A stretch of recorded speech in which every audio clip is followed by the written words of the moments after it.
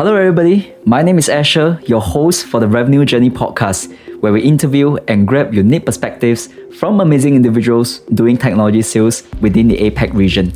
Welcome to season 2 of this podcast.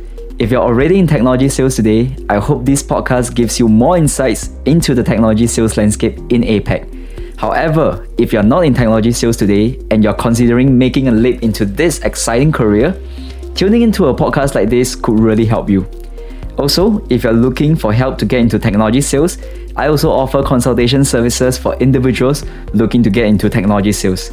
Feel free to reach out to me on LinkedIn or through the Get Higher Tech Sales website, which will be in this episode's description. So with that being said, let's get this episode started.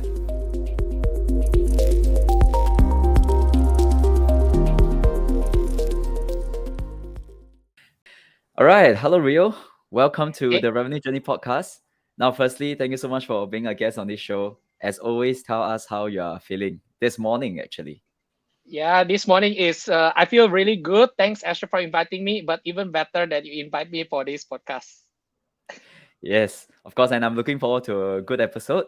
And I think something interesting for our listeners, right, is that Rio, actually, you are Singaporean. Of course, from your accent, people may think that you're Indonesian, but you're actually born and raised in Singapore, if I'm not wrong, and both Uh, parents are Indonesian. Yeah, share a little bit more yeah, about yeah. Actually, I would say I wouldn't say born and raised in Singapore, but I have been a longer stay in Singapore comparing to Indonesia. So yes, you can say more than 50% right now of my time is based out of Singapore. But yeah, I'm from Jakarta, Indonesia. Nice. So I think that's why you're the perfect guest for this, right? Because you have stayed most of your life in Singapore, but yet you are also very in tune with your sort of Indonesian self. So that's why today on this episode we want to get really some perspective from you. Sure, Asher. Apart from any other questions regarding the food in Indonesia, I can also cover this part for the revenue podcast as well. Hopefully. Yes, of course, we'll be looking forward to that. No, but maybe Rio, start off by telling us a little bit about how you got into sales in the first place. What was your journey like? Yeah, sure. So before I get started, right, just for everybody's a bit of disclaimer today. Okay, so the opinions expressed here is my own personal opinion and do not represent the views of opinions of any organization. So just to let you guys know. So yeah, thanks for the first questions. Is that how I get started, right? Into the tech sales. So. Before that, I was actually, of course, when I first started my career, I was actually in recruitment. So what happened was that as a fresh graduate, I actually didn't actually know what I want. So lo and behold, a friend of mine actually approached me for to come because to her office because she's a recruitment consultant and she wanted to actually do a quick interview to offer me perhaps a suitable role. And when she began to interview me and we're done, I thought and I reflected as I actually walked back home and told myself that hey, actually that is quite fun, right? To interview people and get to know more about the roles that people are going for, and therefore it can really help to understand what exactly all these people are doing, and then you can craft your own future by understanding what other people are doing. So I decided like instead of me getting a job from her, I told her that hey, can I join you as a recruitment consultant? And that's where I got started as a recruiter. So I Nice. interviewed thousands of people, from different background, from different industry, and I realized that actually, eventually, right, sales is really something that I'm passionate about because of the role that it has no cap, potentially, able to get into a certain career development faster, and at the same time, industries can be in variety of industry as long as the skills stick.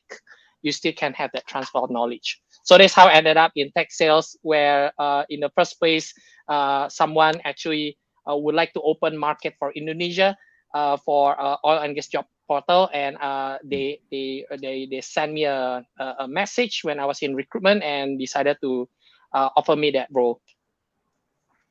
Amazing. Now, of course, we want to dive a little bit deeper into kind of that journey, right? Selling into Indonesia and all that. But before that, so let's give the listener some context. Right now, Mm, you're in a company called Amplitude. yeah. Many people will know about it. I myself know Amplitude really well. But for the sake of our guests who may not be familiar with the company or the brand, maybe can you start off by telling us what type of solution or service the company sells? Yeah, sure. So basically, I always like to start with my own tagline. It says, my tagline for this is your attitude determines your altitude, but your amplitude determines your product destiny, right? So Right. basically, what we do is we really we go out and help companies to build better products through the product analytics that we actually offer as a solution. And all these customers will be able to understand the user behavior journey on their apps or their web, and then enabling them to make a informed decision for their next product release. So that's what we do as a solution and service. Yep. And particularly for you, do you sell into any specific type of companies, such as like the industry or verticals? Yeah, so I wouldn't say it's a very specific, but the prospect is quite diverse. Although, of course, if you talk about the technology like product analytics, right, the main customers that we are really having as part of a working relationship in the first place are all those we call it the digital native businesses.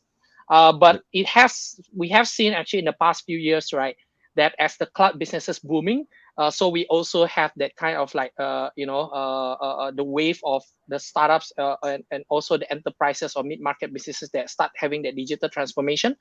And when that happens, right, there are also like these businesses that come to us for a variety of reasons to be able to track their user behavior journey as well. So we start seeing more and more, beyond just the digital native businesses, the enterprises, and all the traditional businesses, as they transform digitally, they get to utilize us as well. Right. So it definitely sounds like it's not just startup, mid market, or enterprise. Throughout the different sectors, people can use a product like Amplitude as well. Yeah, yeah, certainly. Okay, so last two questions I have. Would I be right to say that the type of personas you speak to are more of product managers? Are those your personas, or do you speak to other types of personas as well? Yeah, so we primarily, of course, speak to product team or product managers. However, right now, as we branch out to more like just the core of right on top of the product analytics, we branch out to the marketing analytics as well. We do offer, like for example, a CDP, basically a customer data platform, and also basically the campaign reporting analytics to be able to understand where your customer come from as an upper funnel. So they are right now, we are in the sense opening up to more like people who are in the data or business analysts and marketing as well. So we start seeing that actually marketing personas are starting to have the interest as well in our solution. Understood. And of course, last question on this part, and we'll transit into the main topic of the day is, other than Indonesia, which is a country you cover, are there any Hmm. other countries that you cover as well? Yeah, so primarily I'm still covering Indonesia, but I do have a few other regions. There is right now, for example, I'm interim covering India as well, and Mm. there's a few that has a few accounts that I'm working with, like for example, an account in Thailand as well. So yeah, but there's it gives the good part or the benefit of it is that I actually gain more exposure dealing with different kind of like a culture, and you got to be on top of the game. Right, indeed. And I think that's the beautiful part about selling in Southeast Asia or APAC, right? Chances are you're dealing with many different countries and different cultures at the same time. Yeah, that's right. Okay, So right. But I mean, Rio, let's start off, I guess, let's zoom in into Indonesia, right? Since that's the main topic of the day. Maybe mm, tell us, just from my experience, two questions. Number one, how's the situation currently? So, in terms of COVID-19, sales process, how is it right now? Is it affecting you in any way? So, how's that? And tell us, secondly, what is your personal experience with selling into Indonesia? So, two questions there. yeah, sure. So I think COVID-19 actually has somewhat accelerated, and at the same time, right, has given this I would say a working lifestyle a little bit of a norm right? Meaning to say, right, unlike last time that when I was before COVID, right, I always travel to Indonesia twice, almost every month, and Wow. meet with a couple of customers, always on traffic, in the traffic jam, and has to be able to be strategically meeting our customers, right, in a Yep. various area. Okay, so it has to be near, it has to be certain kilometers, then you will be able to meet your target of meeting all these customers. But now with COVID, I mean, it has also given me the liberty or the understanding that actually some of these customers, they don't really decide to come back to office that often. They feel that if they can still work productively within their means, they still have the option to work from home as well or work from anywhere.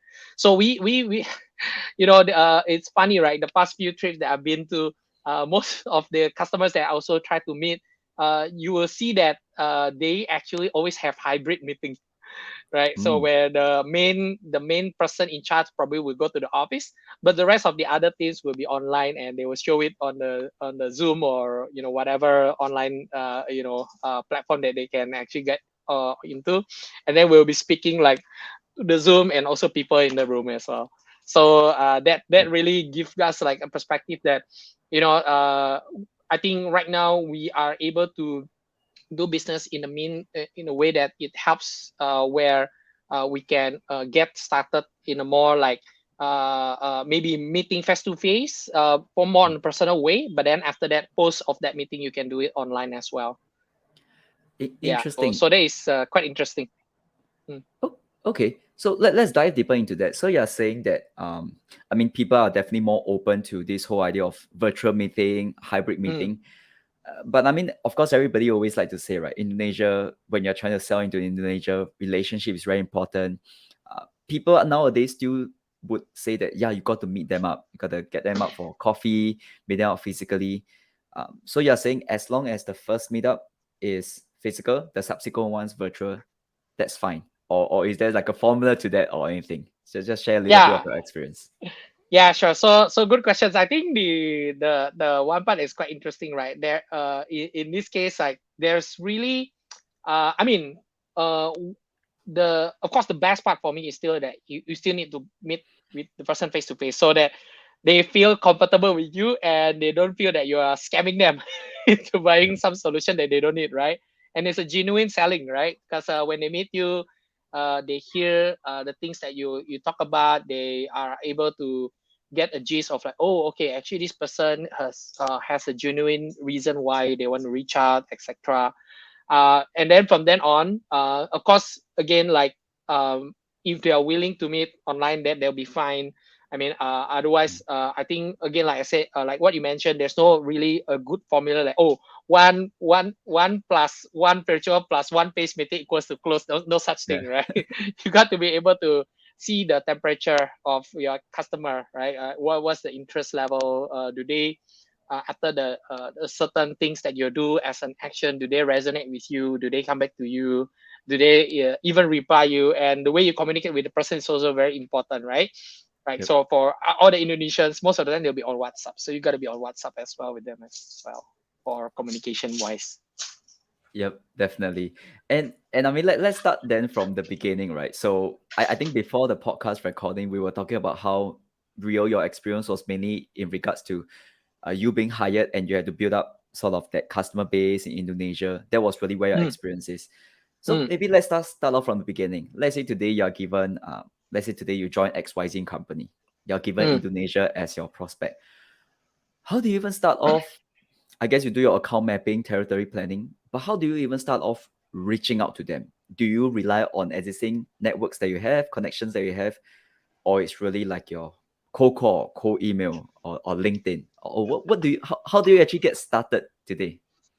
Yeah. So I think so there is of course in the way that when if you look at my experience, I have various kind from the ads and the cloud services and a few other SaaS technology platform as well. So I think when the best, right, I mean the low hanging fruit of course is the existing network you already have, right?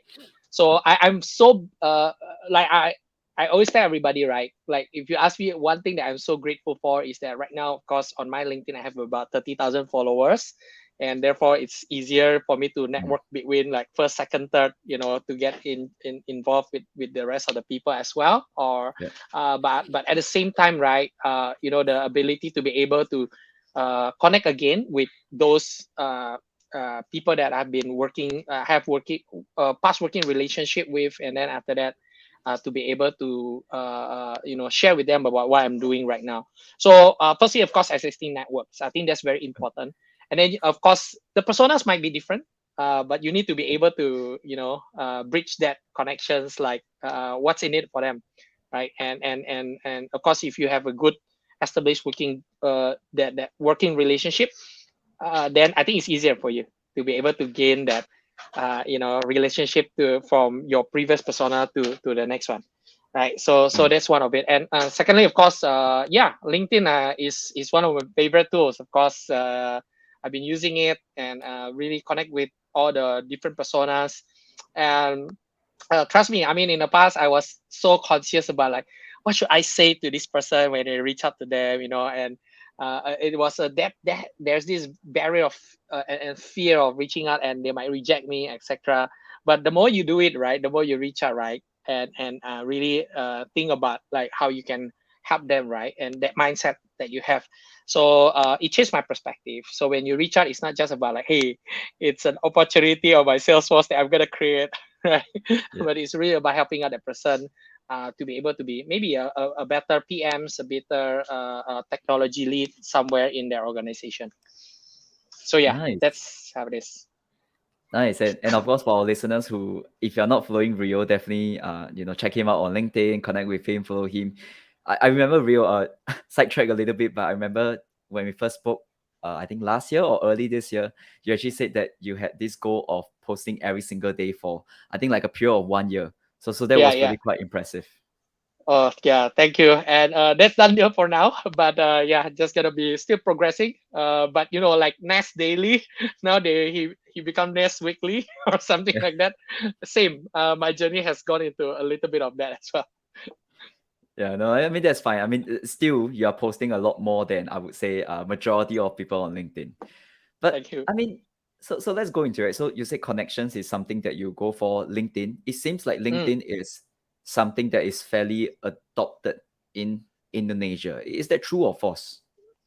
Yeah, indeed. I mean, it is right now in terms of I mean, for LinkedIn, it used to be in the past when I was with LinkedIn, right, 2014 to 2016.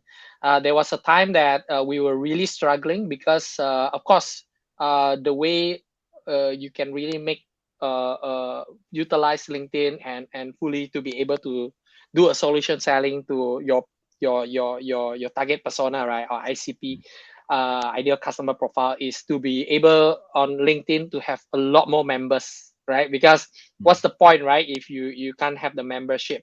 But right now LinkedIn has grown exponentially, man. Like in Indonesia, I believe right now they are reaching about like maybe 9 to 10 million members on LinkedIn, Wow. professionally, or more probably. In the When I was with LinkedIn back in late 2016, was like about 2 million or so. So there was a good ramp up, about 5x more. So we Mm. are going to see more and more of these people that are right now doing a lot more on not just jobs posting or Mm. recruitment, but they are doing personal branding. CEOs, they are right now very on the game of posting on what's going on within the company, so that these companies are able to gain access to what's going on within internally within the company, on what's the plan Mm. for the future. Yeah, so they want to partner, right, with all these people that has initiative. Maybe they are good at their work, but nobody knows. So yeah, these are something that Yep. we are seeing right now. Right. So I mean, it definitely seems like they're adopting a lot of these newer technologies, regardless is it in LinkedIn or technologies like what you're selling. But what about, let's say today? Imagine if let's say I have literally zero connections. Let's say a BDR, a Mm. Singaporean BDR is given Indonesia as a territory. They have to prospect into it. They have to get leads. Can't speak Bahasa. What about the cold email? What about cold call, cold email? the language barrier. What do you have to say about that? Would you say it was going to be a challenge, or would you say there are still ways to get into a prospect or into an account? Yeah, I think there's always ways you can still get into the account. If you're new, sales BDR, that probably will have that territory. I mean, no doubt there are, of course, a few other customers that might require to speak local Bahasa Indonesia.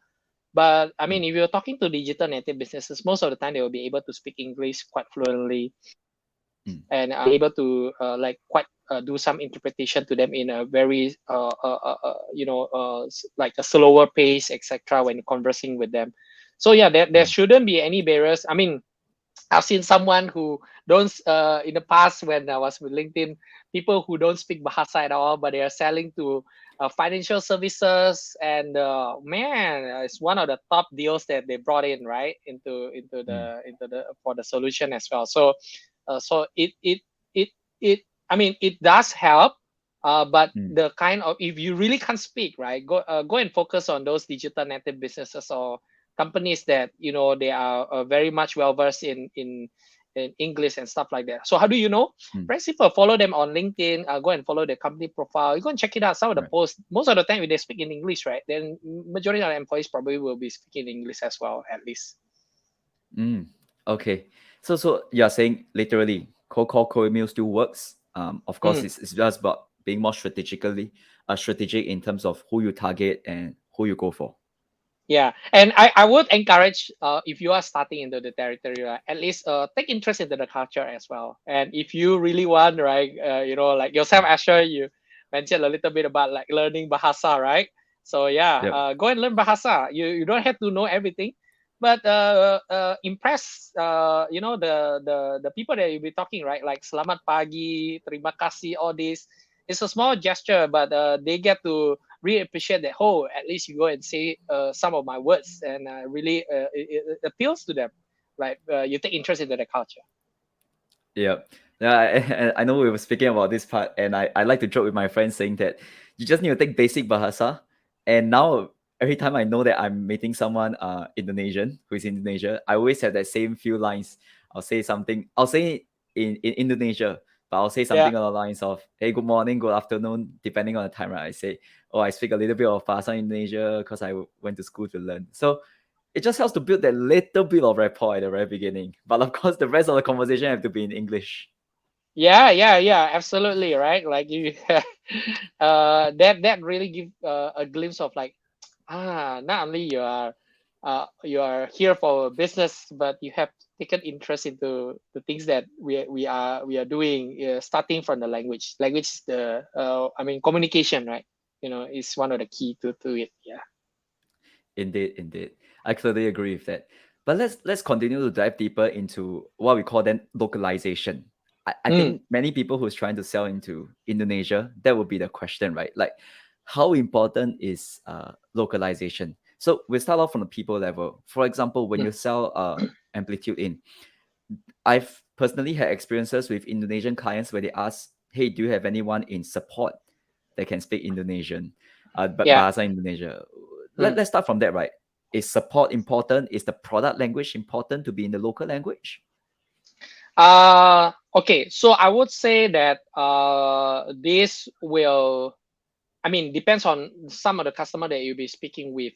But would you say it's very important? Okay, it gives a little bit of assurance to your customers, right? To your, if they can be, they are able to be supported by someone who knows the reason why they always say like, hey, can support, can I get support from someone who are handling Indonesia, right, or Indonesian, is because there's a perception, right? They would think that, if someone in at least who has been embedded before into the local culture, they know who we are, right? But you Okay. can always counter that, right? They have, you've been in the business for Indonesia for the past how many years? You've been dealing with how many companies? That actually kind of like break the ice, right? If you can name drop a few of the customers as well, like a few of those customers that in Indonesia, so they know that. Oh, okay, you have experience in that, right? You don't need to be very Indonesian in a sense. Yeah. Right. So Mm. that is the good part. So far, I only encounter a few that require interpretation, right, for Indonesia support whenever, like, for example, there's the last Mm. year I have a project implementation that requires me to be there every week also because Mm. a few of the product managers require Indonesian speaking local language. Yeah, but Yep. the rest of the other accounts, I don't have to really have to be there because they speak in English when they counter back to the solution architect that we are assigned that we have assigned the person to. Yeah, so Mm. one in a million, I would say. Yeah, you will require that. Oh. But it's a good assurance to the customer that you are there for the long term.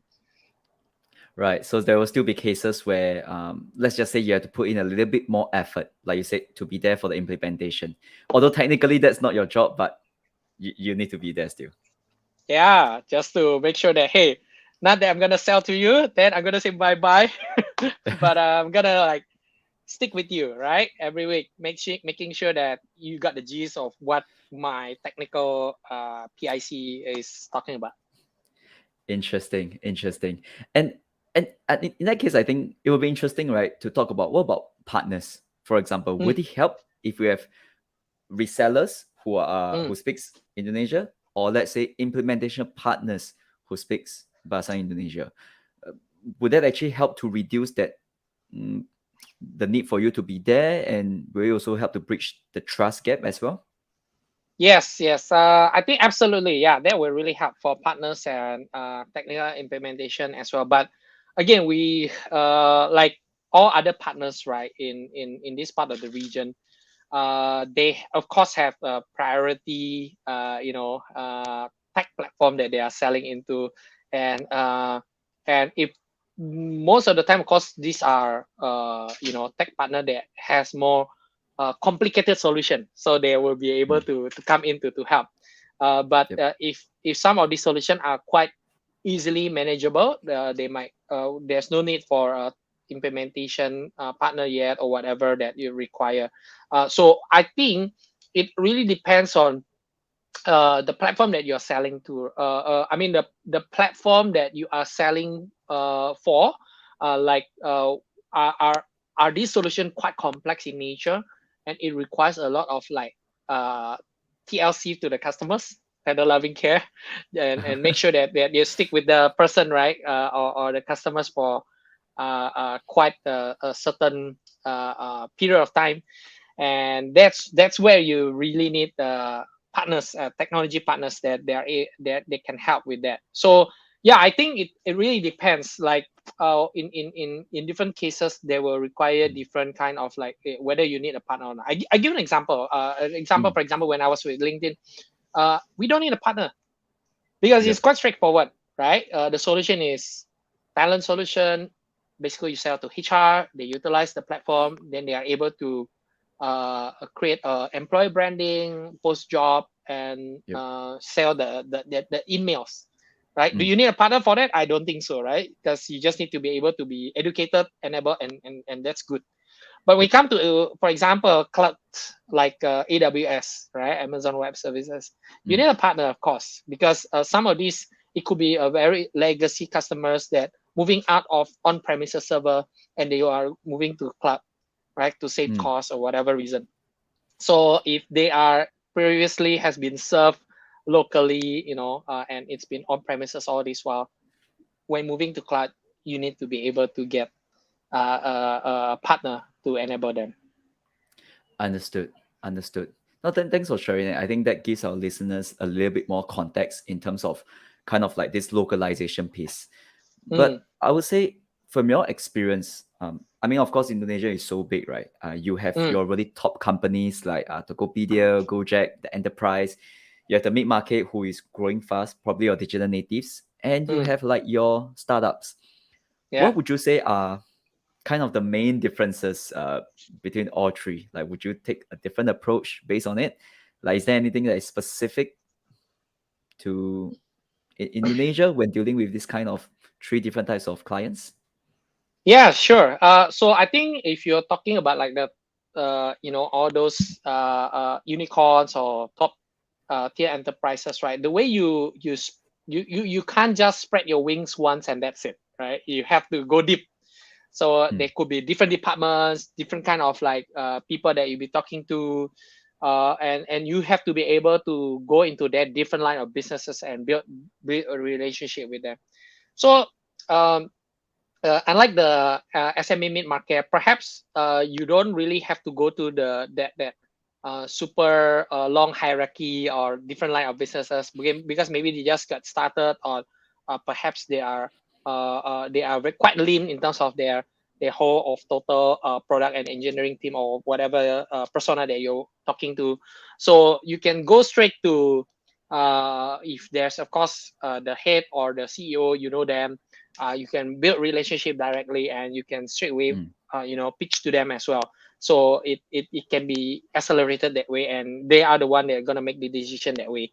However, if mm, you're talking to big enterprises, I said you have to be able to perhaps win small first, and then after that mm, go rooted into the different line of business and start spreading your and sowing your seeds to different ones, right? And then right. growing from there, because you need to be able to map out the different kind of like businesses, personas, etc. And that's how it is, right? And to be successful in this, you got to have the skills of both as well, because Mm, you when you grow, you might not know when all these SMBs customers suddenly grow into unicorns, right? You need yep. to be able to serve them, but you need to also have the experience and the skills of enterprises to work together hand in hand. Yeah. Right. So it's very much like a land and expand kind of situation, especially for the bigger ones. Do a smaller deal, Yep. something that could fit certain use case that they have, and try to Mm. expand the product.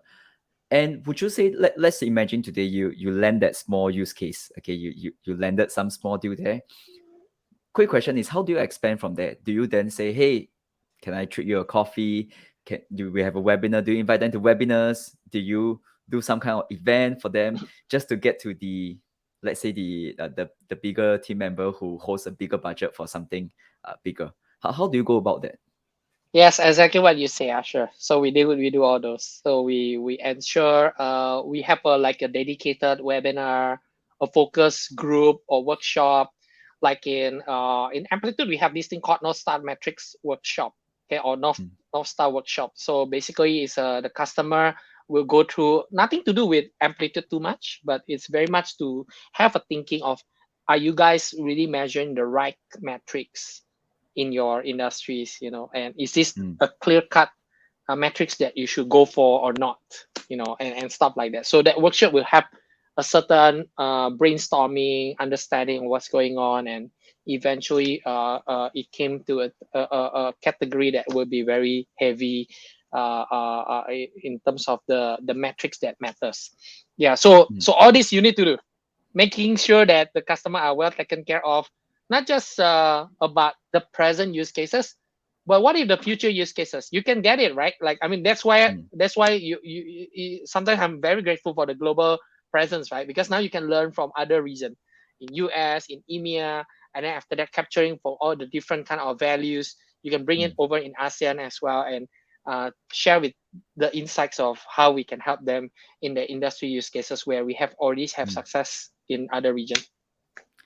Understood. And does those events have to be specifically Indonesian, like you get an Indonesian client to speak about it, or it can be global? It, yeah. Yeah, it can be global as well. You don't have to be Indonesian. So I think what the beautiful thing of like right now, if you spend more time speaking to the Indonesian, and I've been seeing a lot by the way also on LinkedIn, some of these people who are in a lead product role or product like a chief product officer role Mm, in Indonesia right now. Okay, this is quite interesting. Okay, I start seeing that they start to have a role, and those role of a CPO or lead PMs, right? They are serving companies that are out of EMEA or US. So they are a mm, CPO based out of remotely in Indonesia, but their company is in Europe or in US. I see. Okay, now that makes a lot of sense. So that is why they want to also get learnings from a global perspective. Yes, correct. So that's very important. Okay, and of course, I guess the last question I have, which is quite a funny one, and feel free to share anything else you have after that, Yeah. is the question about money and spending power. So, Mm. so Money, I money, think this money. is yes. So I think this is a topic that we like to talk about, right? We all like to say that for certain countries, I I would say in Asia, particularly, discounting is a big thing. You know, we talk about how you can discount to get a deal. Yeah. What would you have to say about that? Like, is it a big thing in Indonesia? Is discount a big thing? Do you always have to give a discount, or how's the situation there? Yeah, I think it really depends again. I mean, not all the time you need to give discount, but when it comes to the place that we need to ask also the customers, right? What is your main top priorities, right? Like, uh, is this a bottleneck? You know, what is the main thing? Is it price first or value first? You know, and stuff like that. So there's therefore discovery in the first place is very important. I mean, I've seen customers that uh, that like initially, right, we were like talking about like, Mm, wow, your price is expensive, Rio, blah blah blah. Then we show them a little bit more value, and eventually, rather than asking for the level of discount at this level, at I mean, I was in a discussion of a proposal for a couple of options with this customer. We are trying to tell them that, hey, maybe you can start with this one first at a good number, a good discounted level. Instead, right, this customer say, after hearing from you, can we go for the biggest tier? And then I was like, right. okay, and we know for actually the I mean the highest tier, it wasn't actually in the level of discounting, right? It's not as part as what we have recommended, because it's Mm, is I mean the at that point of time the tier was already have we have per unit cost, right? So mm, as there's more volume, it's gonna be like cheaper in a sense. So yeah, actually mm, the customer decided to go for the higher tier, as you can show value. So I think mm, it depends on the situation. When there is a priority that your customer already say, definitely price is the most important one before we go into other things. Then you have to adjust accordingly. And there's always a mm. barter, right? You need to be able to barter a certain way, right? If I give you this, what in exchange, right? It cannot be just one way thing. So Yep. you got to be able to negotiate better with your customers on that. Right. So you're saying that, I mean, because that's what everybody likes to say, right? Even in my own personal experience, sometimes when I sell into a country like Indonesia, it's the first call only, and you should then pricing. They will always say it's expensive at the very beginning. It's always that. So you're saying sometimes it's just more of a natural thing that they say, but it's about digging deeper. Yeah, you're right. You're right. Absolutely. So just need to be able to understand and give them an idea like, hey, and sometimes you just have to be firm, right? You just have to be firm at some point, like, hey, this is the best we can do, right? I mean, Mm, you are thinking of trying to get uh, a Ferrari for a price of Honda, right? So you got to right. be reasonable at some point of time. We can meet you in the middle, but not all the time you ask for a Honda price for a certain economical buy, right? Yeah, so that's something you have to be Yeah. aware and share with them. Okay, great, great. Thanks for sharing that. And of course, we are kind of coming to the end of the podcast recording soon. We're Mm. coming to the end.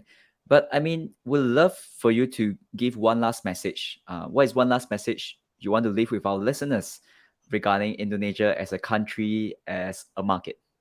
Yeah, I think maybe not just one last message, but I prepared actually I'll share for this an acronym from my name, Rio, Mm. RIO. Okay, so Yep. number one, I think the message is build relationship. We talked about relationship earlier. Wow. It's very important that we don't just do it once, sell the deal, and then that's it. Bye bye.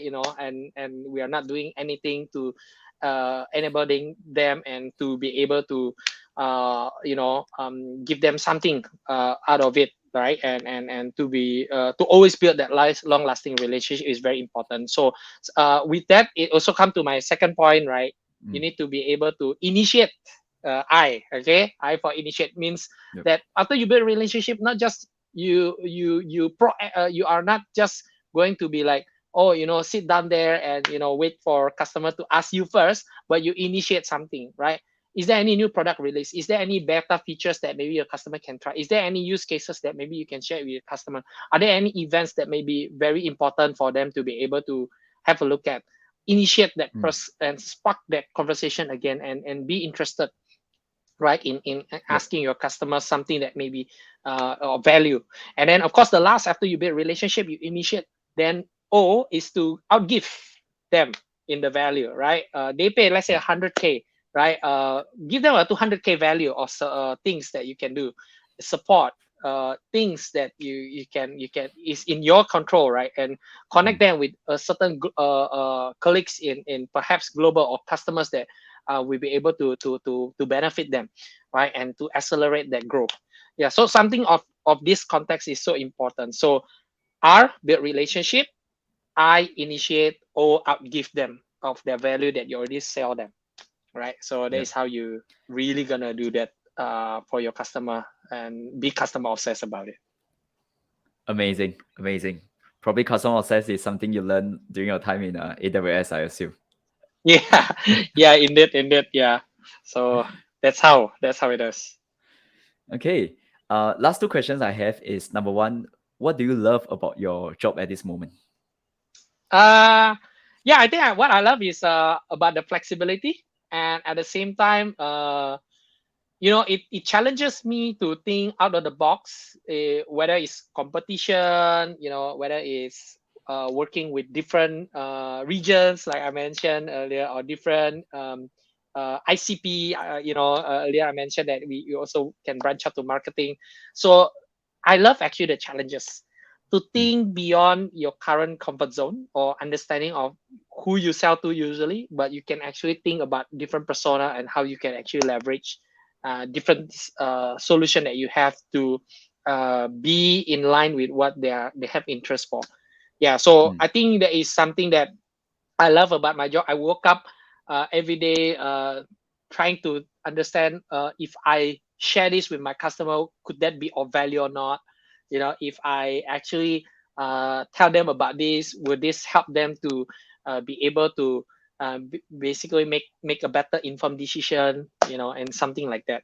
So I think is the daily grind, is the challenges, the hard part of like getting to brainstorm about how can we leverage and of course your working relationship with the other partners, like your boss or your colleagues, is so important to like I always say, like iron sharpens iron, right? So you have Oh, that helps to be able to give a different perspective of you never thought of, right? And that's what I love about in my current role. nice. And of course, speaking of waking up, last question I have is, what gets you out of bed every single day? Oh, apart from my kids nagging, waking me up and early at night, Yep. early in the morning. Yeah, so I think right now, if you ask me, right, is uh it's not about the concern of yesterday, but it's about being grateful. If you ask me why I wake up every day, it's about Yep. being grateful that, hey, I can be in this role, I can be in this position that I never thought of, right? My story, that I've been in recruitment before, and now I'm in tech sales, right? It's totally different game, and for different various companies. So Yep. I wake up every day being grateful to be able to be where I am right now, because I don't think personally I'm qualified to be here. Mm. Yeah, to be Mm. to be in this role. So that wakes me up every day to be able to help other people get into this podcast. It could be, if it is impactful, I'm so grateful for that. Yeah, and Oh, and that's something that I think wake me up every day to be energized, and to share the word in different manner. amazing. Amazing. And Rio, I have to say, right? I mean, when people go onto your LinkedIn, you have a tagline that says your middle name is positive. That's what they say. I I can bet with you that listeners who are listening to this podcast, even if they don't see the video, just listening to your voice, on Spotify or Apple Podcasts or whatever it may be, I believe they can hear that positivity. I really believe that even when I'm speaking to you, every time when I interact with you, I can feel that positivity. And I have to ask this last question, right? Because I mean, you're married, you have kids, you have a Mm. job. Enterprise A is not that easy, to be very honest. Dealing with big companies, a different market. How actually do you juggle all of that and still remain as energetic? Is it a diet? Is it just mental? Or like what are the things that you do to make sure that you have that top level energy every single day? Okay, this is going to get a little bit spiritual, but I'm a Mm, Christian by the way, Asher. So mm, I do actually every day, of course, read the Word of God and mm, also pray. And then from there, be grateful for my daily journey. So when you ask me, right, like how to get that energy, in my Christian faith, is about inviting God into my work, and mm, that's how I'm able to get energized on a daily basis to make sure that no matter what challenges, right, with God, nothing is impossible. So right. if you ask me all the deals that comes in with God, nothing is impossible. So that's how I deal with it every day. I think it really helps me to understand that, like I said, right, coming into the previous background, to be at where I am right now is not by my strength. So Mm. that's how actually how I get the energy every day. Apart from, of course, all those family friends that bonded me as well. So yeah, that's how it is. God is my source. Understood, understood. And of course, thanks so much for sharing, Rio. It's been a really, really good chat with you. I'm sure it'll be Yeah, a great episode for this for our listeners and our viewers. Now, of yeah, course, after you shared so much, there will definitely be some guests who could be interested to reaching out to you, talking with you. What is the best way they can reach you? yeah. They can reach out to me on LinkedIn. I'll be happy to reply. Just Google my name, Rio Susanto, and then most likely it will come out in the first one. Hopefully, yeah. So Yeah. then you can connect with me, and yeah, let's get connected. I'll be happy to hear your stories and happy to be able to see if I can be of help in some ways or another. Right, indeed, Yep, and I'll make sure I'll put your LinkedIn profile on this episode's description, so it makes it easier for them to find you. sounds good, Asher. Sounds good. Okay, right. So Yeah, with that, Rio, once again, thank you so much for being a guest on today's yeah, podcast for the Revenue Journey podcast. And of course, thank you to all our listeners for tuning in. As always, yeah. feel free to connect with Rio and to connect with me as well if you have any topics or suggestions. And yeah, we're always excited for the next one. So with that, we have come to the end. Rio, say bye to our audience. Yeah, thank you. Thanks all the listeners, and I hope you are blessed by today's podcast. And always support Asher Revenue Journey podcast everywhere you go. Listen to the Spotify and wherever it's landed. Is going to help you to be a better seller somewhere somehow, and right now in the future as well. All right, take care. Right, take care, everybody. Thanks so much.